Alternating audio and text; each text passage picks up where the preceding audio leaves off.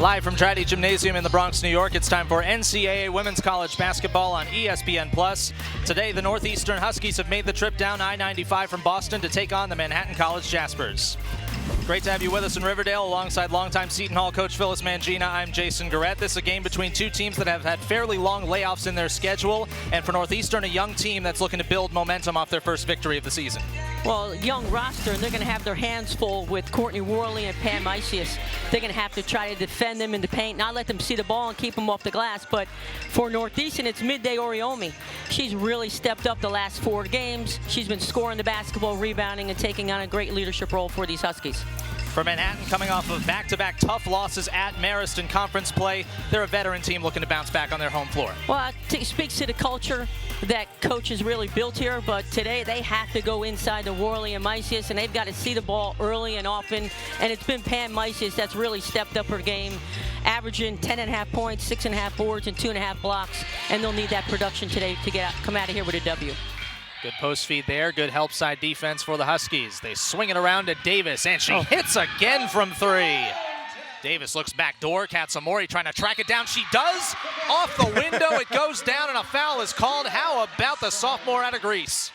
Atheist did a nice job to stay in bounds, and Veseldinos left open but couldn't connect, and Worley with another rebound, now 1 away from a double-double.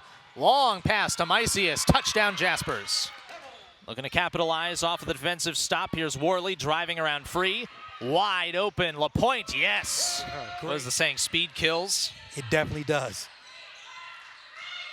Davis, she's got speed too. Gets to the basket, scores it off the window and 1.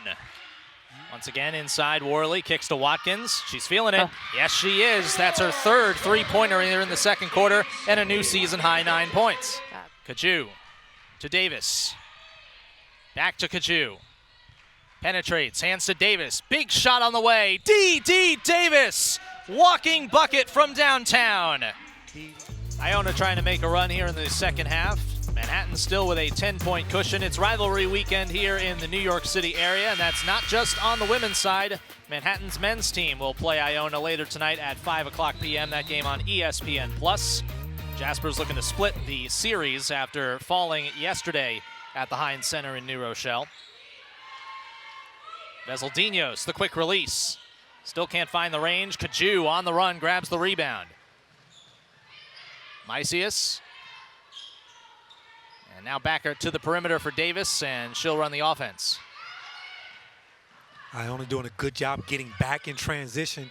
Talked about Gabby being unselfish. That's one you think she should have taken, especially being on that left side. It's always a fine line between taking the shots and passing to an open teammate. Off on the mark is Davis, but there's an offensive rebound for Kaju. And you make a great point there, Jason. When you want to be a pass-first point guard, that's the decision you make there. Camille Leone, great hands with the steal. One of the nation's leaders in steals comes up with that theft for Iona, and for Camille Leone, that's her 3rd steal of the game. Inside, Atheist has played so well for Iona. This is her first action of the season, just added to the roster and making her presence known. No question about it. Love the post-to-post play there. Weeks to Atheist inside. This zone has definitely given Manhattan a lot of trouble. Drive and dish. Jordan open from the outside, no. It's tipped out of bounds by Weeks, but now Ketsia Atheist hails from Brooklyn, a junior transfer from NYIT. She leads the Gales with 10 points. Excellent move. Again, going to that right hand. Very successful in that first half. Emily LaPointe has returned. Davis around the Worley screen. Pick and pop is short. Isius battling for the board. It comes to Worley. Great extra feed to LaPointe for 2. Another offensive rebound. Courtney Worley, right place, right time. Beautiful pass. LaPointe now with 4 points in her return to the court after missing the previous 4 games for the Jaspers. Back to a 10-point lead. Good ball movement here for Iona. Moy turns down the 3, takes a tough floater from about 8 feet away and banks it in. That's a good basketball play there. Again, great defense by Pam on the rotation. Uses the up fake, gets into the lane with the floater. Drive and dish again. LaPointe from distance, no good. Moy with a long rebound. 1-on-2 the other way. She sees it and backs it out.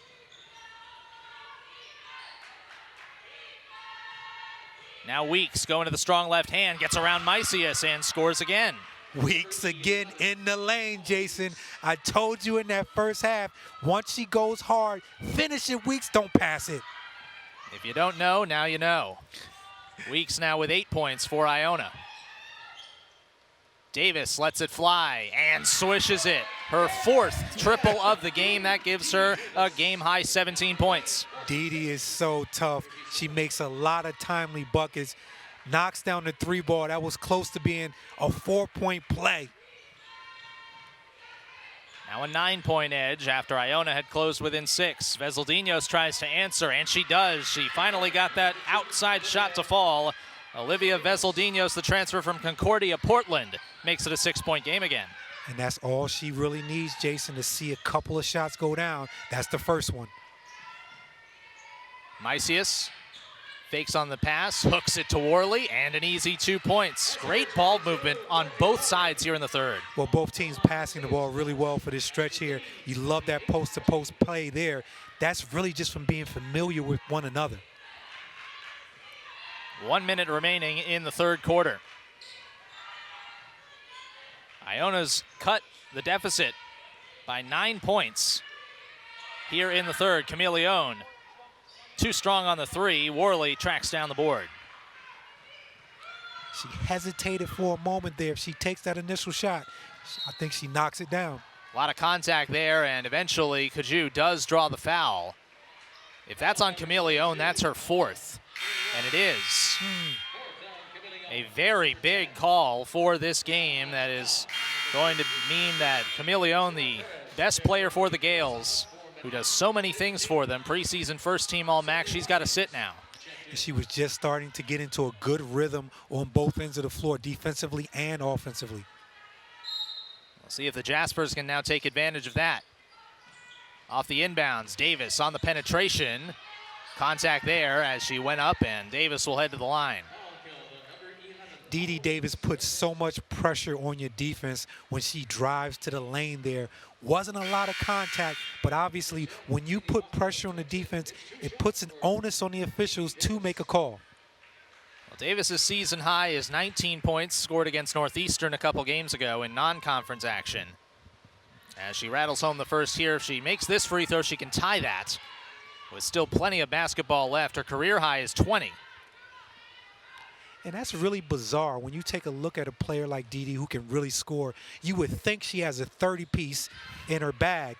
Before her career is over, I would not be surprised she has a couple. She could be headed for one today if she keeps up the scoring. 19 points, 14 in the first half.